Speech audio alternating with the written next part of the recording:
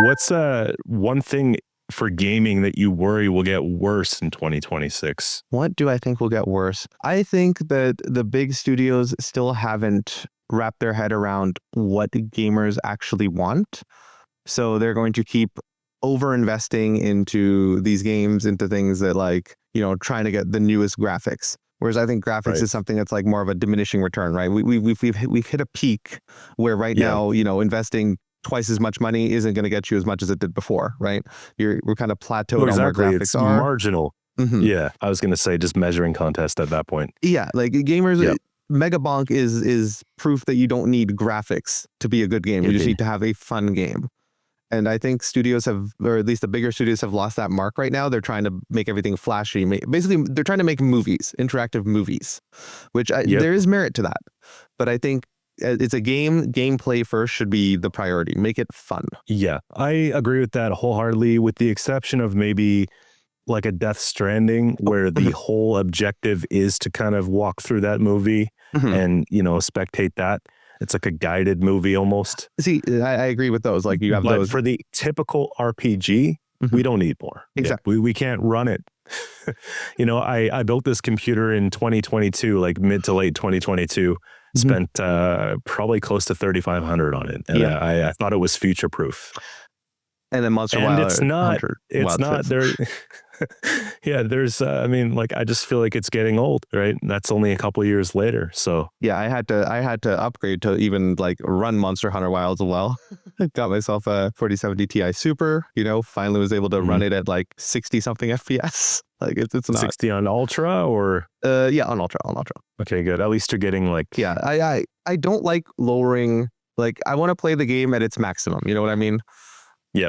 I don't like lowering the graphics, and that just feels more cheap to me. So like, you know what, I'll run it at a little less frames, but give me max. There are only certain games that I've really dove into that are hard to run at some of the highest settings. That would be one of them. Obviously, it's very intensive. I heard really bad things about optimization when that game launched.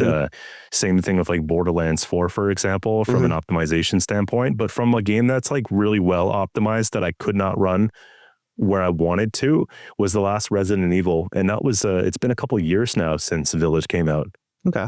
But that game was solid. Like graphically, I love the RE engine. I think they've always done great things with, having just industry leading graphics. Honestly, the Metro franchise is built on as well, amazing graphics for their time. I find they're usually pretty ahead of the curve, but the game ran smooth. I just couldn't keep up with it on my rig. So, if that's the problem, I don't mind as much, because then people who pay more can get what they paid for, essentially. But I think games on release for 2026 need to come out optimized so that the average person can play them and not have all these hiccups and crashes on launch day.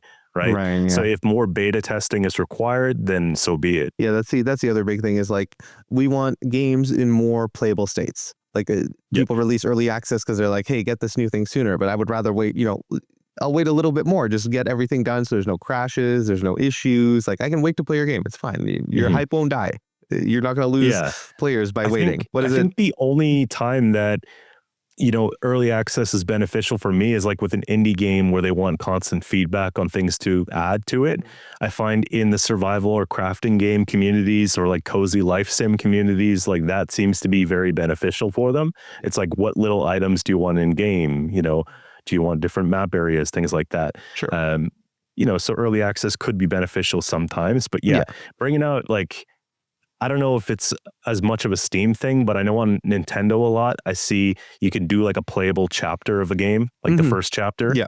So having more of that on Steam could be good, right? You just have one playable chapter, then we send our feedback, and then the game comes out 2 months later. I can appreciate that. I think what's the quote? It's like a rushed game is always bad, but a delayed game is eventually good. So like if you're delaying a little bit, that's good. If you're rushing the game, like it's going to come out in a bad state, people are not going to like it. It's just going to tank, and over time it's not going to get better. Like it could get better, but look at New World. Like it started out really bad and now it's struggling to get back. If it launched in the state that it's in now, whole different ballpark.